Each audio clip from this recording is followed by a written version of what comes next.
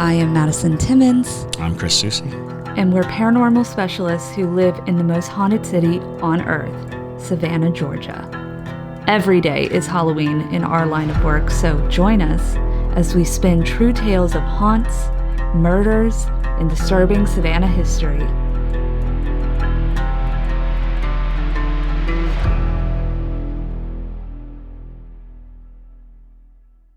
I'm Madison. I'm Chris. And welcome to the most haunted city on earth. Hello. Welcome to the most haunted city on earth. I don't know why I'm messing this up. Wow, this is like the first time you've ever. I think we need to keep it. Like it's kind of a special moment. I've gotten no sleep. It started. Oh my god, I've gotten no sleep this week. It is the season. Yes. Yeah. The spooky season. Yes. I've just been giving. So what's your name? Tours. My name's Madison Timmons. Oh, and All I'm right. Chris Soucy. And I'm JT Timmons. Oh my god, I'm scared. Moreover, that was JT Timmons' nose for anybody who's watching. Right. Yes. Very deep look of his nose. I just realized that I didn't do that in front of the microphone because I had to bend down to hit the cut button because this is a one-man freaking show over here. So this is like a really chaotic thing. Let me go ahead and get a soundbite. And I'm JT Timmons. All right, now we're done. now I can copy and paste that just here twice. You're just chaos today. Pure chaos. Chaos. Anywho, reigns. welcome. Who can guess Chaos Reigns? Where Chaos Reigns is from? Chaos reigns. It's that one movie. Oh yeah, I my love this God. movie. I love this movie. It's where they smash genitalia with the 2x4 or whatever. It's cool, bro. Oh my god. That's your takeaway? Yeah, Antichrist. Lars von Trier. That's what it is. Yes. Chaos Reigns. Yeah, the Fox says it. It's dope. Anyway, all right, let's keep it going. Okay, Let's keep it on. Keep it on. Anywho, so today we are going to be doing another top 5. We are going to be talking about the top 5. Well, I mean, there's plenty of different ones that you could talk about, but 5 celebrities that have had paranormal experiences. Indeed. Oh yeah. Which is pretty interesting. Top 5's been hitting, y'all. Analytics Yeah. are up for the top 5. People love a list. Apparently. So I we're love a gonna list. keep it going. Yeah. People are list people. Yeah. I also put it as a poll. I put out a poll on Spotify, and I was like, "Do y'all like the top 5s?" And like the vast majority voted yes. So I was like, Yeah. "Okay, dope." So we're a list podcast now. No. No, that's a joke. No, Watch Mojo hit us up. Oh my God, no. It's but No, yes. They Well- have like a bajillion. well, I know, but then we'll really be a list podcast. And Hello. there's nothing wrong with Anyways. that. So, moving on to some announcements. So, first off, if you have a ghost story that you want us to send or you want to hear us talk about and discuss and all that fun stuff, send it in to ghostmail@hauntedcitypodcast.com. This is not a ghost mail episode, but if you have a ghost story, start typing them out for us because we do really enjoy doing that segment, and y'all seem to really enjoy it as well. Yeah, it connects us with it does. with the listeners and the fans and all that. Like And y'all got it's some actually crazy- really nice. You got some crazy stories. Yee. Also, on Halloween, the Savannah Underground is going to be a prize for Let's Make a Deal, which is super fun. So Wayne Brady is going to be talking about our theater, and that is amazing. Yes, Wayne Brady, if you're a listener, please hit us up. Oh my God, I love Wayne Brady, and Wayne so Brady's does the Megan. best. My wife is... Wayne Brady is her favorite celebrity of all time. Yeah, I mean, So, So absolutely. he's one of mine. yeah, Wayne Brady is going to be talking about the Savannah Underground because we have a prize on there for Let's Make a Deal that is going to be in combination with the 1790 Inn here in Savannah. So that's going to be super cool. So if you want to hear that get shouted out by Wayne Brady, watch Let's Make a Deal on Halloween. Let's make a deal. And then last announcement, if you haven't already, please consider leaving us a 5-star rating on wherever you are listening to this podcast. Or if you're on YouTube, make sure to like and subscribe. It helps us out so much. It really y'all. does. It really, really does. Like, I can't tell you how much it actually helps. Yes, the analytic gods of the internet really enjoy when y'all hit those 5-star ratings. So if you enjoy this podcast, please consider doing that. and if you don't enjoy the podcast, go ahead and give us 5 stars anyway. yes, exactly. Yeah, no, it's true. You know, we get thousands of views in a week on when we drop an episode. So if everyone listening could just do that, we'll have 1,000 5 stars. It's amazing. That's how I see things sometimes. Yes. So unrealistic. Anyway, let's go. Anywho, let's get into our list. So we're going to start out with number 5, Keanu Reeves. Keanu Reeves. Yeah. Whoa. Everybody's favorite Whoa. stoic man. Yes. Um, Cannot worth a lick, but boy, we love him. yeah. Well, Especially us men. yeah, men God, do love Keanu John Reeves. Wick daddy over here. Yeah. Just awesome. So Keanu Reeves had apparently, we're starting out with him because his was kind of like a simple story. Some of these are a little bit more complicated as we get going into it. But Keanu Reeves had an experience from his childhood that he has talked about in multiple interviews and things like that. And the memory was Keanu was very young when the incident occurred, making the memory even more vivid and startling. He was living in New York City at the time. And one day, while he was with his nanny, both of them witnessed an empty jacket that appeared to be floating through the doorway of a room. Whoa. There was no body, no legs, just a jacket, as if an invisible person was wearing it.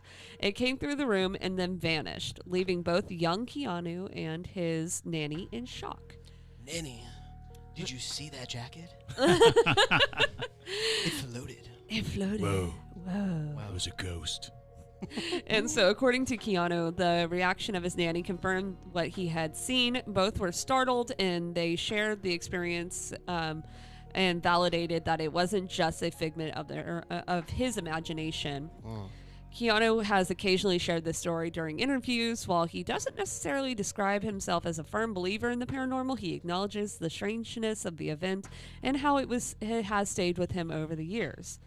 Keanu hasn't delved deep into what he believes the experience meant, nor which I don't think there is much meaning behind this incident, but nor has he suggested it was a recurring event in his life. It seems to be a singular, unexplained memory from his childhood.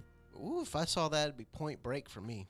Oh my God! I think his mother, and I could be wrong, but I think his mother is a costume, like a Hollywood costume person. Probably. And I think that when you take into account just that knowledge, that it's possible that in his house he could have had jackets worn by famous people, clothing worn by famous people. Because I almost, and again, I'm like scraping my brain for this, but I want to say I remember a story where Keanu Reeves wore Dolly Parton's Playboy outfit as a Halloween costume. That's hilarious. And so it's like it's possible that in his house there were, not handed down, but clothing that was iconic. Clothing that was worn by iconic people who may have passed. So that's very interesting in my brain. And again, I could be wrong. I might be thinking of an entirely different celebrity. Yeah. So, good golly, Miss Dolly. We're actually going to talk about Miley Cyrus next. Oh boy, yeah. This is a Savannah one, right? It happened right here. Actually, we've discussed the Savannah one, Right. but I think that because this encounter happened in London, but it has some similarities to the Savannah occurrence. So I have some theories. Interesting. Miley Cyrus shared a story about renting an apartment in London while on tour, and where she experienced a strange phenomena. So while on her European tour, Miley stayed in a rented apartment in London, and she believes this place, which used to be a bakery, was haunted. The most unsettling experience Miley recounted was seeing the ghost of a young boy sitting on the edge of her bathtub as she was showering. And the apparition, she said, was a little boy who was dressed in old-fashioned vintage clothing. Other phenomena included the water faucets in the apartment would suddenly turn on and off on their own, and Miley's younger sister Noah also experienced some of these strange occurrences and was equally frightened by them. They started doing some research on the property, and after these events, Miley looked into the history of the building and discovered that it was previously a bakery. The owner, as the story goes, was a man who had a son who died at a young age. Miley speculated that the boy she saw could have been the son of the previous owner. The experiences left such an impression on Miley that she and her family decided to move out of the apartment. They subsequently checked into the Soho Hotel and stayed there for the remainder of their time in London. Miley shared this paranormal story during interviews, mentioning how the experience was genuinely unsettling for her, even though she was previously skeptical about the existence of ghosts. Now, the reason why I think this has a connection to the Savannah story is because for some reason Miley and water spirits are like hand in hand. It was a wet handprint on her boot. Right. Yeah. And so part of me wonders, because I don't know if this incident happened before she filmed the last song. And I think it did if she was traveling with her family that way, because by that song, I think she was pretty independent. Right. You know. And so it makes me wonder if this spirit might not have attached to her. Yeah. And that is what she experienced in the 1790, because that would make sense if, because that was also an occurrence that she was experiencing in the 1790 was faucets turning on, right? Mm-hmm. Water. So because there's such some similarities between the two, and it's funny because in talking about it with people, it's like her story doesn't really sync with what a lot of people report at the 1790s, and so it was an interesting conversation piece, because it was like, that's a new one, because oftentimes you get like being harassed, women getting pinched or smacked even, or the jewelry going missing or things like that. But she had a very distinct, like, rummaging through her stuff, wet handprints on a boot. Yeah, and so that's my theory. It's a good theory. Obviously, this is not concrete. I was not there. I don't know Miley Cyrus at all by any means. So I don't know for a fact. But just from those two incidences, there seems to be some similarities. And like Chris always says, people are more likely to be haunted than places. And a lot of times, if you are having experiences that are very similar, a lot of times it could just be you're experiencing the same ghosts. And honestly, if a world-renowned celebrity shows up, and you've been living in a old bakery, right? I think I would go with the world famous celebrity. I'd be like, you're going to the Soho Hotel. Hang on, I'll just follow you. Exactly. So, interesting story though. Now this next one's a little bit darker, and this one comes from Ariana Grande. Oh, really? Yeah. So Ariana Grande has often spoken about her belief in ghosts and demons, but she also shared an experience about visiting the Stull Cemetery in Kansas, which is believed to be one of the 7 gateways to hell. Yes. Really? I've been there. Wow. It's pretty freaky, not gonna lie. So Ariana Grande and her friends visited the Stull Cemetery in Kansas, which is rumored to be obviously one of the 7 gateways to hell, which she was interested in the supernatural and wanted to experience the alleged haunted site for herself. Upon arriving, Ariana felt an overwhelming sense of negativity. She didn't even get out of her car due to the overwhelming bad vibes she felt from the location. And after she decided to leave. Now, Ariana and her friends found themselves having trouble in their car. It had a black fly in it, which she described as looking like something straight out of an evil pet store. Oh, no. Yeah, evil thickens the fly. Evil thickens. Yes, that's it. I don't think Chris knows about thickens. That's a side Chris, do you know about thickens? I don't know about thickens. I can tell in like 2 seconds. Oh yeah, tell the story of thickens. Yeah. So now all of you I'm know. in 2 hours. All right, so basically just real fast with thickens. Michael Molina, who's been on the show, and I were sitting at Popeyes. This was in college at Florida State University. We were at Popeyes, and we were eating like fried chicken, obviously, and these flies in Popeyes were so massive. They were like the size of horse flies or like wasps or bumblebees, like those wood bees. And they would land on the table. And so we had this one that we were feeding, like crusts of fried chicken. And Michael named him Thickens. And we would come back and see Thickens. And then Thickens was gone because he was the biggest one. And we think he either got like smushed, possibly hit by a car. We don't know. Flies have very short lifespans. Yeah, they do. Yeah. Well, we miss Thickens and... Apparently. Yeah. Thickens had a great life of 24 hours. If someone's hand feeding you fried chicken, yes. I'll take the Thickens life. Exactly. Yeah. He literally, he like Thickens would land on the table, and you would hear it. It would be like boom. It would be like boom, and then Michael goes Thickens. It's both an endorsement and a damning indictment of Popeyes. Anyway, that's the Thickens story. Well, yes. So Thickens died of a heart attack. Yes. Well, this Thickens was from Pet Cemetery. This is what happened after he died at Popeyes. He went to this cemetery and got buried there and came back as Evil Thickens. So anyways, so she felt that the fly and the car troubles were symbolic of the bad energy from the cemetery. Now, after leaving the cemetery for weeks, Ariana reported seeing unexplained shadows and hearing whispers. The disturbing sensations led her to believe that she might have been followed by a spirit or energy from the site. The most alarming experience came from when she felt a heavy, oppressive feeling on her chest, as though something was pressing down on her. She described it as a feeling of someone being pressed up against her. Ariana took a photo of the supposed disturbances and claimed to have captured 3 super distinct faces in a picture. However, she deleted the image from her phone because she felt it contained negative energy and didn't want to keep it. Oh man, I know. I want to see it. That's kind of smart. Right. That's actually a pretty responsible thing to do. Right. So Ariana mentioned that while she's very interested in the paranormal and loves ghostly things, this experience was a bit too real for her liking. She stated in her interviews that she now is more careful and respectful when it comes to seeking out supernatural experiences. Oh, nice. Goodness gracious. So if anyone knows Ariana Grande, we'd love to talk to her. Right.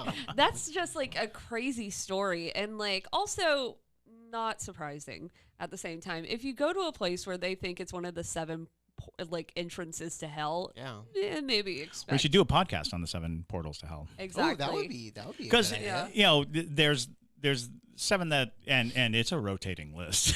Right. But because there's I want to say there's Hell's Gate in North Georgia, in Forsyth, Georgia.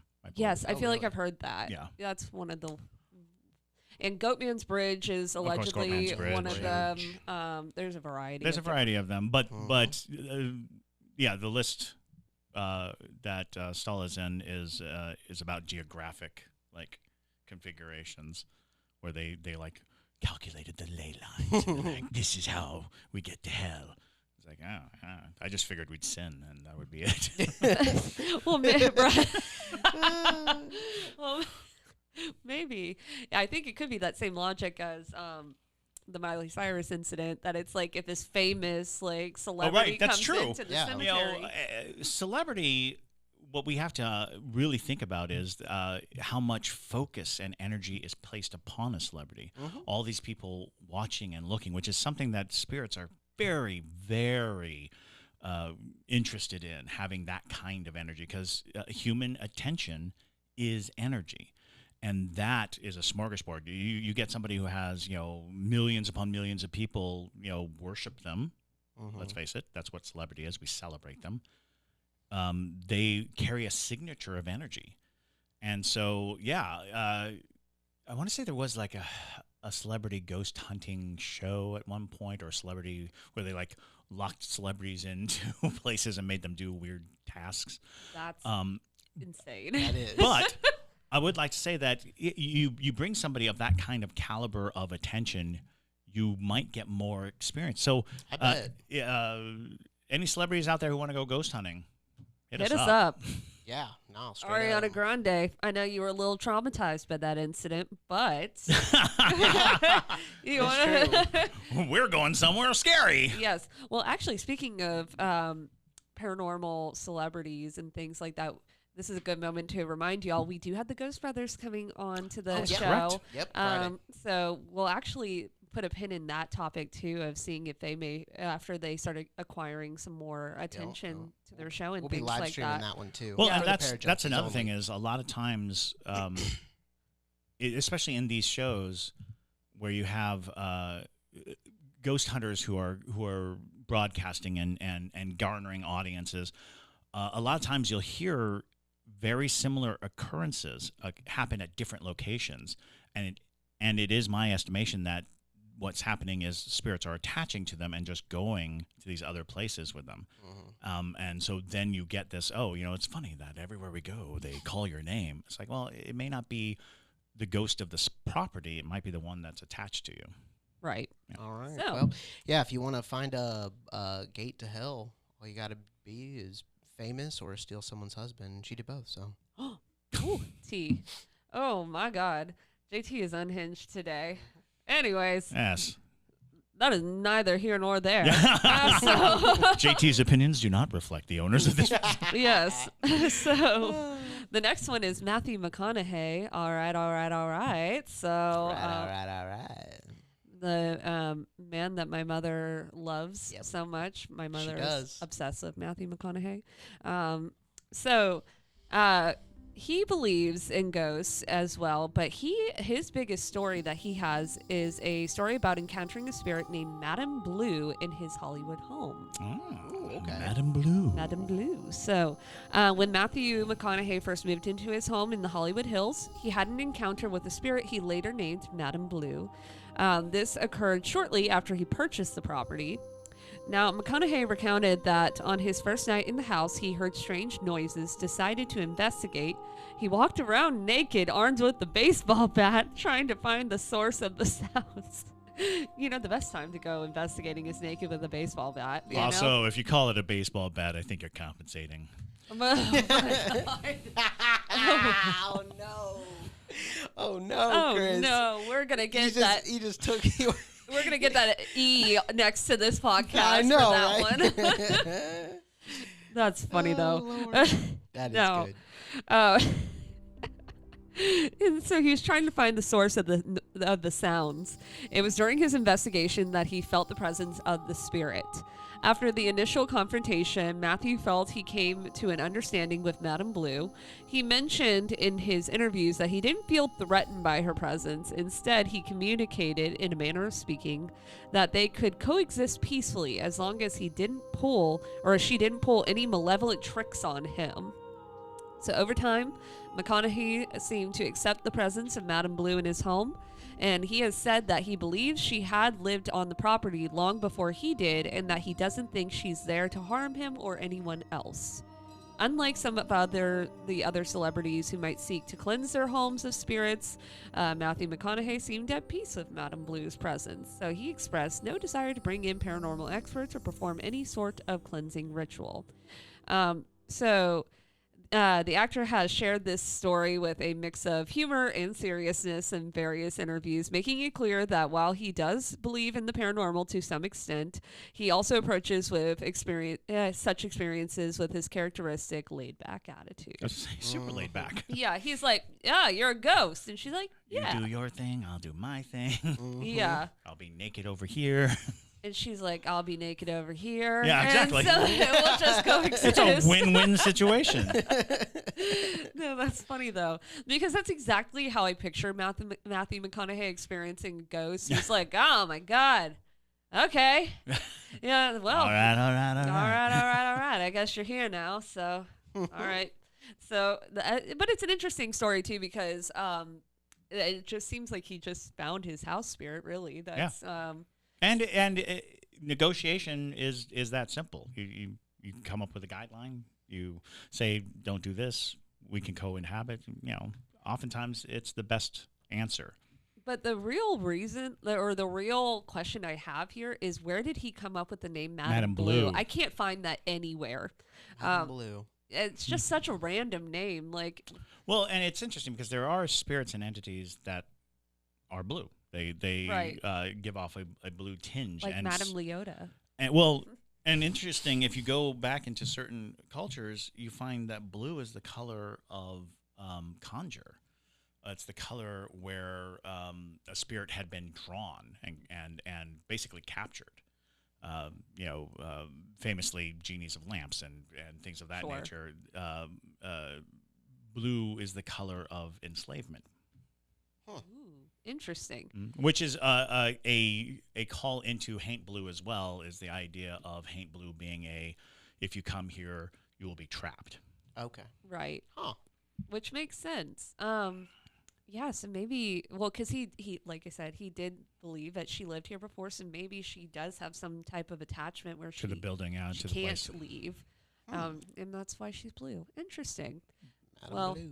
Matthew McConaughey, if you're listening, we have questions about Madame Blue. But a lot of these experiences, I think, are funny because of the fact that they're pretty classic for ghost stories in the way that it's like not all ghost stories are like, I saw a demon in my house and now I'm blood spilled from the walls. Exactly. A lot of times it is just simply like I heard a weird noise and then I saw a ghost. And that's how it went. And it seems like the Matthew McConaughey way of doing things. Yes. Okay, all right. Exactly. In a Lincoln.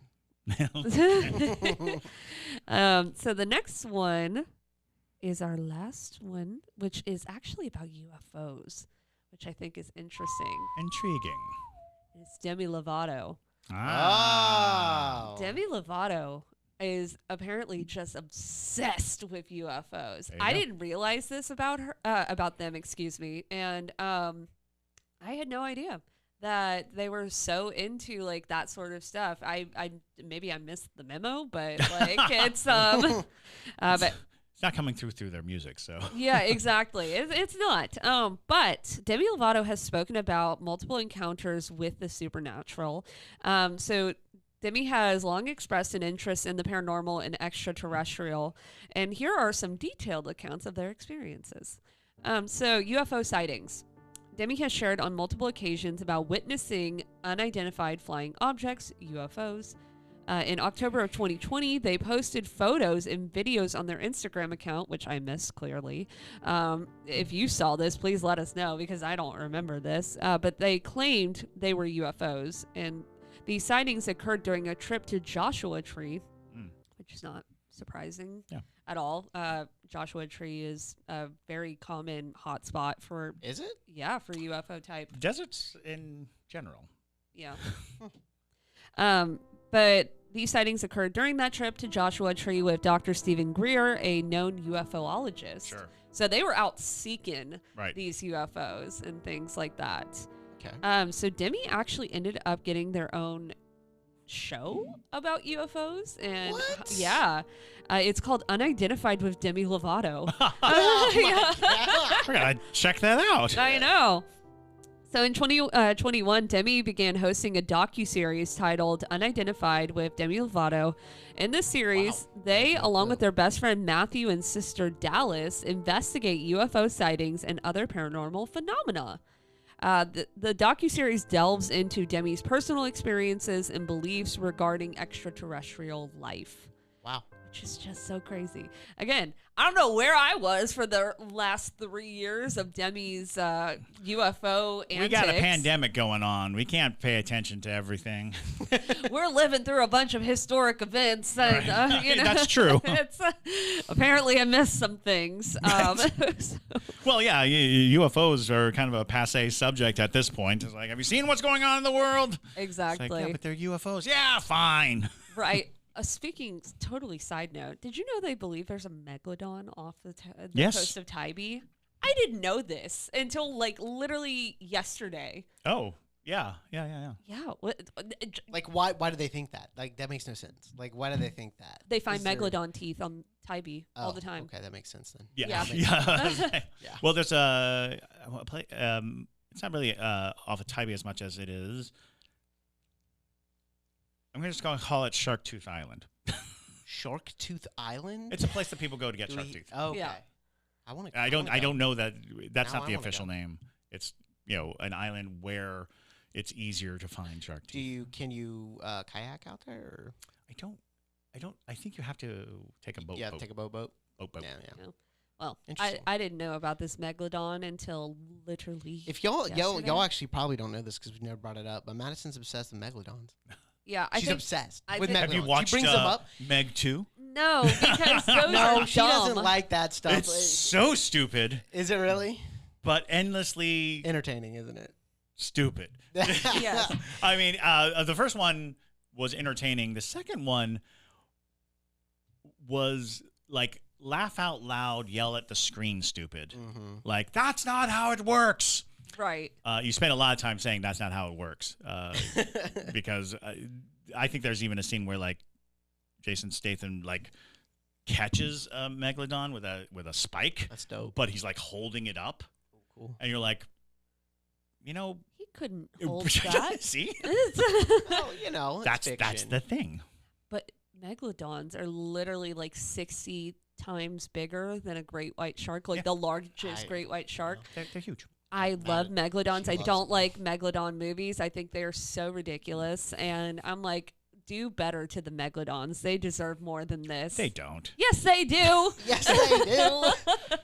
They are giant sharks. What else are you going to do but tell stories about them eating people at large? Well, that's fun. I mean, but like at least, do it sensibly, Jaws style. It's like, imagine a Jaws animatronic megalodon. They barely handled the Jaws mechanical shark. We have evolved as a society. So those are just my opinions, though. We have gone off on a tangent here. That was the point. Sorry. That thought popped into my head, and I had to let all of you know that there is a megalodon that is off the coast of Tybee. Suspected. The visitor center has a whole video on it. That's how I found out. I was literally just sitting there, and suddenly they're like, "Did you know there's a megalodon?" I'm like, "Huh? What?" And then she immediately texts me, "There's a megalodon on Tybee." And I said, "Now? Right now?" Like, what? It's eating ice cream. It is. It's eating ice cream and jellyfish. It's getting a parking ticket. You can't park this here. That's a megalodon. No megalodons on the beach. No megalodons on the beach. $400 ticket. $400 ticket. Anyways, so back to Demi's extraterrestrial. I forgot what we were talking about. So Demi has also claimed in the docuseries has explored methods to communicate with extraterrestrials using meditation and consciousness-based techniques, which is quite compelling.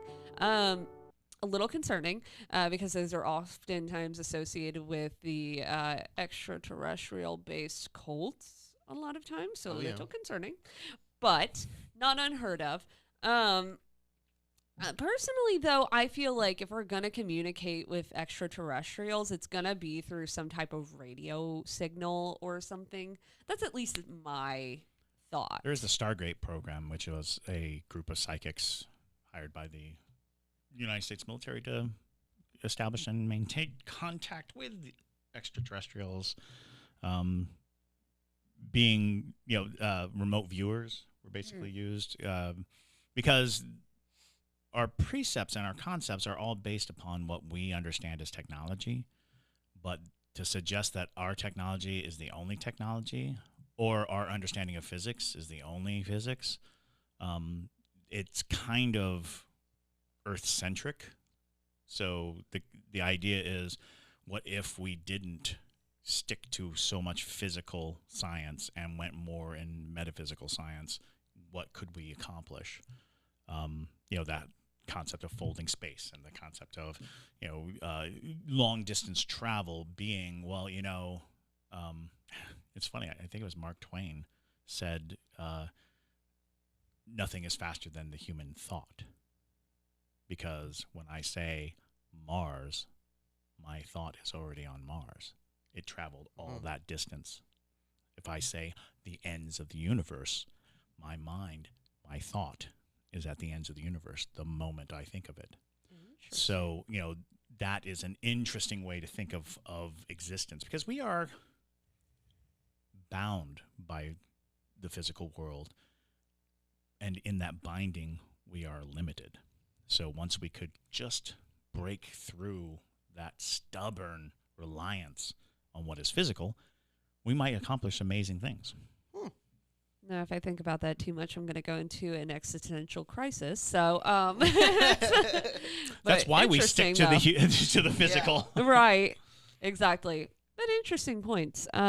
So Demi also said they had expressed the belief that if humans approach extraterrestrials with a peaceful mindset, positive encounters can be fostered. Now, in addition to their experiences with UFOs, Demi has shared stories about growing up in a haunted house in Texas. They've recounted seeing the ghost of a little girl named Emily, whom they believe was from the late 1800s or early 1900s. So Demi's been involved in all things supernatural for a long period of time. But Demi has also talked about how their experiences with the unknown have impacted their mental health and spirituality. They believe that understanding and connecting with the universe can bring about inner peace and healing. which is quite interesting. So I guess there's two ways that you can take. I mean, because a lot of people, and I'm one of them, is when you think about extraterrestrial life or like contact with other things. Not that I don't personally believe that exists. It's just more so that if you think about it too long, you're like, oh, this is too much for my wee brain to process. And so there's that line or point of the spectrum to where it's like, the more you think about it, it's like, oh, that's kind of nice and comforting to know that we're not alone. So it seems like Demi is on that side of the spectrum, which is quite interesting. Really tricky because you'll find in these communities oftentimes people get into camps where they're 100% believe in UFOs but 100% don't believe in ghosts, or 100% believe in ghosts but don't believe in UFOs, 100% believe in Bigfoot but don't believe in ghosts or UFOs. There's so many things that separate it all, but it's like, if we take it as a whole, it probably is hyper connected. You take people, there are people who see UFOs all the time. And it's like, is it possible that they are clairvoyant, but what their clairvoyance gives them is to see UFOs, which is invisible to everyone else? What if people are clairvoyant to cryptids? They are seeing things that other people cannot see. What if a lot of cryptids are extra dimensional rather than just living in the woods? They actually live in a different dimension, and we only catch them in blinking moments when they're trespassing into our dimension. A lot of things open up when you start, taking away the gatekeepers that say, well, UFOs are people from another planet who traveled here. And the way they traveled was through, physics propulsion and, utilizing these things. It's like, are you sure? There's so many things to think about, why and how and when events occur. Yeah. Could we be dealing with something more tightly connected? What if it's all connected? And wouldn't that be nice and reassuring to know that it's all connected, and we just have to stop being obsessed with our reality? So there you go. If I saw a UFO, I think I'd have a heart attack.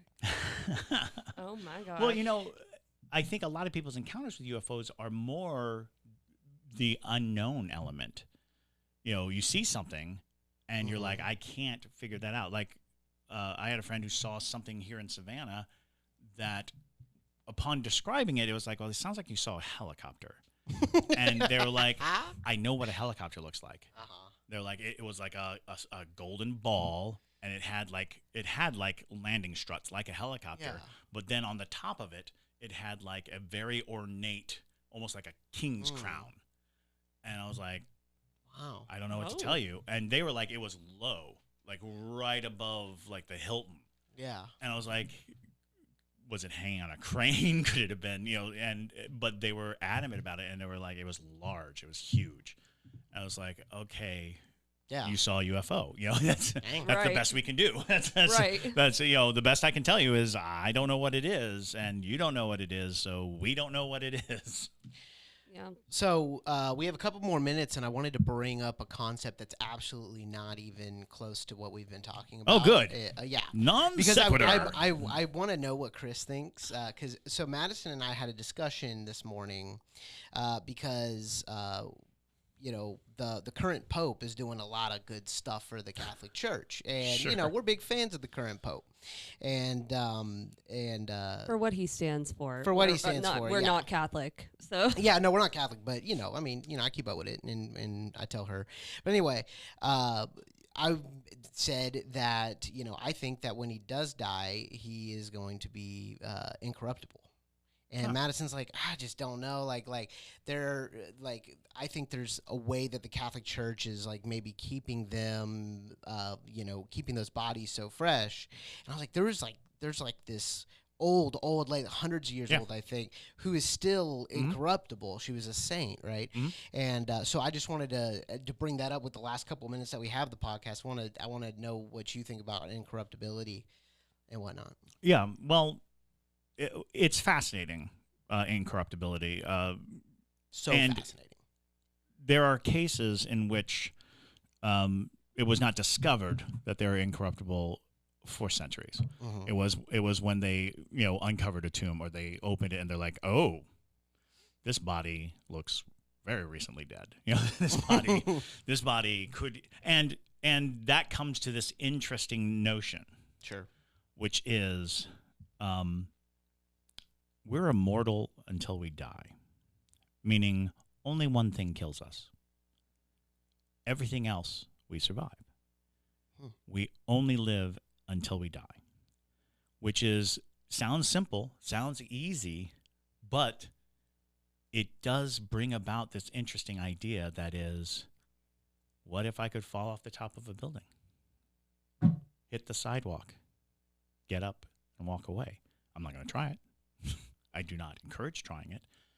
But because we limit ourselves by that fear of death and that fear of damage and that fear of things, we don't understand all of the mechanics of the human body. Like, there are people who live their whole lives without ever breaking a bone. That's kind of cool. They've lived a pretty good life, an easy enough life. How do we know that their bones aren't unbreakable? We really don't. They weren't put to the test. They didn't, we are not put to the test. And yes, you can say observationally, don't do that. Don't put it to the test. Don't run out into traffic. Don't do these things. But every now and then we come across these bodies, right? I remember one time early on when they were talking about the crystal skull, and they're having all these things. You're like, look at this beautifully. It couldn't be tooled by ancient Aztecs and stuff like that. It's like, what if walking around on Earth there are people with crystal skeletons? Would we know if they were never X-rayed, if their bodies were never exhumed? If what if people have different physiologies? Think of all of science that we know about the human biology really leaps and bounds in the last 100, 200 years. Before that, who knows? And people are like, well, we've discovered so many bodies. We've discovered so many bones. It's like, have we, in comparison to everyone who ever died? It's a small sampling of the human populace that we've actually seen their skulls and their remains. And I'm not saying that, of course, any of that is more than just a thought experiment, which is every now and then we come across things that we don't really understand, like the incorruptible corpses, like these things, like the peat moss man, when they pull him out and he's like 5,000 years old, but he's perfectly intact. So you're saying that there could be more bodies in the ground that are incorruptible? Oh, that's cool. Yeah, no, I didn't even think. I knew he would like bring something up like that. That's cool. So my question is, so Madison does not believe. Is it fair to say you don't believe in incorruptibility? Yeah. Okay, and I do believe in incorruptibility. Sure. What do you like? Do you believe in incorruptibility? So incorruptibility as a sign of divinity, I don't necessarily subscribe to it. Only, and not because of any sense beyond the idea of I feel that nature has a plan and a course. And what is supernatural, preternatural, what is beyond nature, infringes on that nature's plan. And nature's plan is for us to break down, and I think that is a part of nature's plan. So when things happen like the incorruptible or something like that, it has a supernatural element because it doesn't fit in the nature, in the plan. But is it because they were blessed or because they were beloved? That's hard to say. Mostly because once you take that into account, you have to really consider how many people are forsaken, how many people are not blessed, how many people who did great things and good things, and how many people are true and good and loving are somehow not worthy of this honor or this thing. So my main resistance is not my faith Do I believe God could do it? Sure, absolutely. Do I believe in God? I do. When these things come down to it, I cannot shake it. And I am Catholic, or I was raised Catholic and Taoist, which is very confusing. Basically, I don't believe anything exists, but I'm very guilty about it. So, but in the final analysis, if I gave in to that idea that there are people who are blessed, the pain is there are that many more who are not. And so I try to stay out of that realm because it would depress me, because it would upset me to think how many worthy people are overlooked. Yeah. So I tend to think of the machinations of divinity and the machinations of the church and the machinations of these things as human conditions placed upon supernatural events. Because it is interesting. It's fascinating, especially when it seems to happen to saints and to people who have these things. And you could come up with an argument that they covered them in wax, or they they did some kind of plastering thing, but that doesn't make sense for a lot of the time.